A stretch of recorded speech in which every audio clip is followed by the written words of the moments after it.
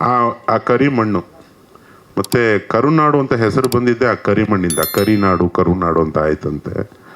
ನಾನು ಉತ್ತರ ಕರ್ನಾಟಕದಲ್ಲಿ ಓದಿ ಬೆಳೆದವನು.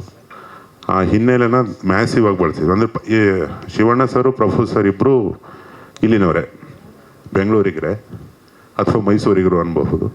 ಮಿಕ್ಕಿದೆಲ್ಲ ಬ್ಯಾಕ್ಡ್ರಾಪು ಉತ್ತರ ಕರ್ನಾಟಕ. ಅದು ಕಥೆಗೆ ತುಂಬ ಸೂಕ್ತವಾಗಿದೆ. ಆ ಕಾರಣಕ್ಕೆ ಉತ್ತರ ಕರ್ನಾಟಕನ ಮೇಜರಾಗಿ ತೊಗೊಂಡಿದ್ದೀವಿ. ಎರಡು ಮಹಾನ್ ಎನರ್ಜಿಗಳಿದ್ದಾಗ ನಾವು ಮೈಕನ್ನು ಕೈ ಕೊಟ್ಬಿಟ್ಟು ಸುಮ್ಮನೆ ನಿಂತ್ಕೊಳ್ಳೋದು ಒಳ್ಳೇದು ಅನ್ನೋದಕ್ಕೆ ಈ ಪ್ರೆಸ್ ಮೀಟ್ ಉದಾಹರಣೆ. ಸಾಕಷ್ಟು ಮಾತುಗಳು ಬಂದಿದೆ.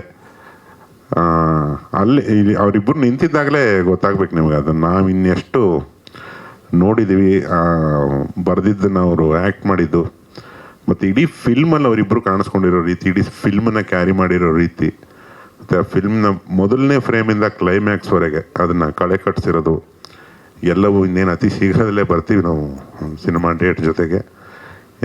ಇನ್ನೊಂದು ವಾರಕ್ಕೆ 8 ದಿವಸಕ್ಕೆ ಒಂದೊಂದು ಹಾಡನ್ನು ಬಿಡ್ತಾ ಹೋಗ್ತೀವಿ.